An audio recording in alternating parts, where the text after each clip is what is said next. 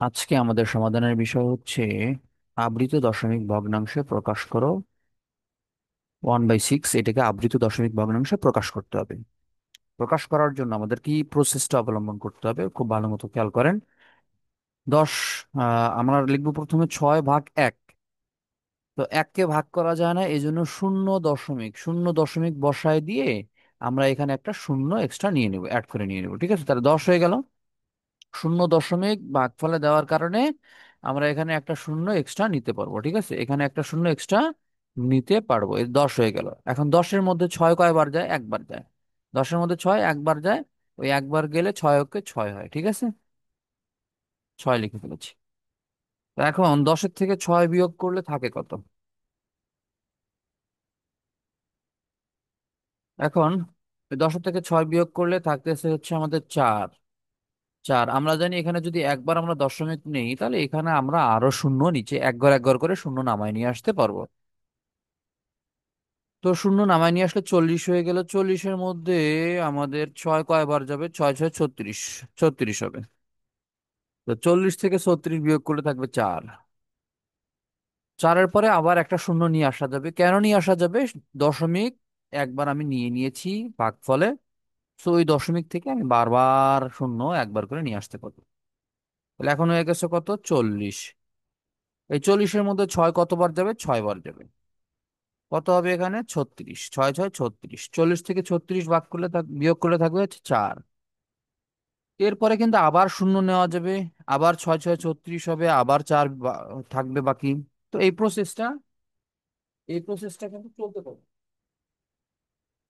এই প্রসেসটা কিন্তু চলতেই থাকবে। তার মানে বোঝা গেল যে একটা আমরা যে ফলাফলটা পাবো সেটা অসীম ফলাফল, সেটা অসীম ফলাফল। যেহেতু 6 বারবার আসতেছে, সেহেতু সেগুলাকে আমরা লিখতে পারবো 0.16 পৌনঃপুনিক। বুঝতে পেরেছেন? এটাই হচ্ছে আমাদের আবৃত ভগ্নাংশে প্রকাশ করার একটা প্রসেস। তো আর একটা অঙ্ক দেখে আমরা ভালো মতো একটু বোঝার চেষ্টা করব। 6 নম্বর বলছে 7/11। 7/11 এটাকে আমরা কি করব? আবৃত দশমিক ভগ্নাংশে প্রকাশ করব। সেইখান থেকে আমি বলতে পারি, যদি আমি 11 দিয়ে 7কে ভাগ করি, তাহলে 7কে ভাগ করা যাবে না। যদি 7কে ভাগ না করা যায়, নিঃশেষে বিভাজ্য না হয়, তাহলে আমরা এখানে একটা শূন্য দশমিক নিয়ে নিব। শূন্য দশমিক নেওয়ার কারণে আমি 7-এর পরে একটা শূন্য বসাইতে পারবো। তখন এটা কি হয়ে যাবে? তখন এটা 70 হয়ে যাবে। ঠিক আছে, তখন তখন এটা 70 হয়ে যাবে। যদি 70 হয়, 70-র মধ্যে 11 কতবার যাবে? 70-র মধ্যে 11 যাবে 6 বার। কতবার যাবে? 6 বার। 6 11 66। ঠিক আছে, তো আমি 66 লিখে ফেললাম। 70 থেকে 66 আমি বিয়োগ করবো। 70 থেকে 66 বিয়োগ করলে থাকে 4। 4 থাকে। তো বলছিলাম না যে যদি আমরা একবার দশমিক নিয়ে ফেলি, তার মানে পরবর্তীতে আমরা শূন্য করে এক ঘর নামাইতে পারবো। তাহলে এখানে 4 ছিল, শূন্য এক ঘর নামাই নিয়ে আসছি, 40 হয়ে গেছে। 40-এর মধ্যে 11 কতবার যাবে? 3 বার যাবে।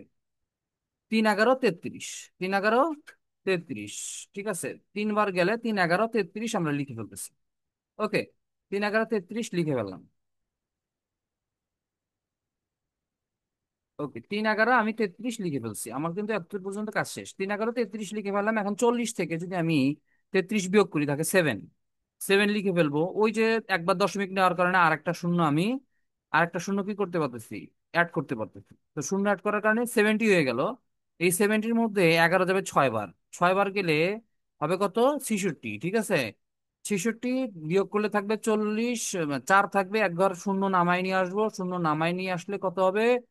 40 হয়ে যাবে। 40-এর মধ্যে 3 বার যাবে, 3 11 33। এইভাবে প্রসেসটা চলতে থাকবে আনলিমিটেড টাইম পর্যন্ত। তার মানে 0.636363 এই প্রসেসটা চলতে থাকবে।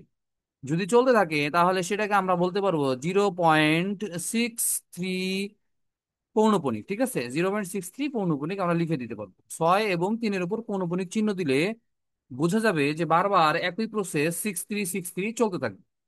আশা করি বুঝতে পেরেছেন। ঠিক আছে, এরপরে গ নাম্বারটা করব। আর বাকিগুলো আমাদের বাসার কাছে থাকবে। গ নাম্বারটা আমরা যদি করতে চাই,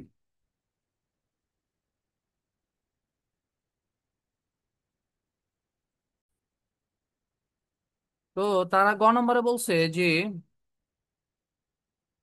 তিন সমস্ত নয়ের দুই, তিন সমস্ত নয়ের দুইকে ভাঙাইতে গেলে কি করতে হবে? 3 এবং 9 গুণ করতে হবে।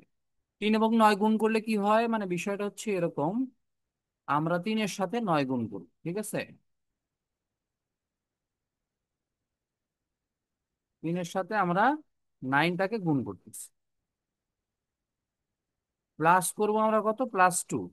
মানে ওই সমস্তটার সাথে নিচের হর গুণ হবে এবং উপরে যা থাকবে সেটা যোগ হয়ে যাবে। যদি তাই হয়, 3 নং 27 আর 2 29, এই 29 এখানে বসে গেছে, আর বাকি নিচে থাকতেছে হর 9, ঠিক আছে?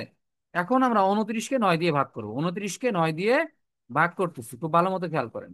9 29-এর মধ্যে যায় 3 বার, 3 9 27, আমরা 27 কিন্তু লিখে ফেলেছি। তাহলে 29 থেকে 27 বিয়োগ করলে থাকবে 2, থাকবে 2।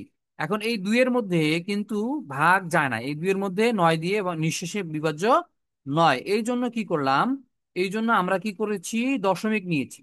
দশমিক নেওয়ার কারণে এই দুইয়ের পরে একটা শূন্য বসানো আমাদের জায়েজ হয়ে গেছে। তো এখন হয়ে গেল 20, এই 20-এর মধ্যে 9 কয়বার যাবে? এই 20-এর মধ্যে 9 যাবে 2 বার, 9 দ্বিগুণে 18, ঠিক আছে? 9 দ্বিগুণে 18, তাহলে 18-র 20 থেকে যদি 18 বাদ দিই থাকে কত, 2, থাকে কত, 2। এই 2কে আমরা কি করতে পারি, আবার ওই আরেকটা শূন্য নামায় নিয়ে আসতে হবে, নামায় নিয়ে আসতে পারবো, কারণ কি আমরা একবার দশমিক নিলে বারবার শূন্য নামায় নিয়ে আসতে পারি। তো এখন 20 হয়ে গেল। যদি 20 হয় তাহলে পরে আবার 2 বার যাবে, 9 দ্বিগুণে 18 হয়ে যাবে। তো 20 থেকে যদি 18 বাদ দিয়ে থাকে হচ্ছে 2। তো এই প্রসেসটা চলতে থাকবে, এই প্রসেসটা ইনফিনিটি পর্যন্ত চলতে থাকবে, কখনো শেষ হবে না। তার মানে আমরা বলতে পারতেছি যে 3.22222 চলতে থাকবে। তাহলে দেখেন 2 এখানে বারবার আসছে, এই জন্য আমরা বলতে পারবো 3.2 পৌনঃপুনি। বুঝতে পেরেছেন? তো এইভাবে বাকি অঙ্কগুলা করে ফেলবেন।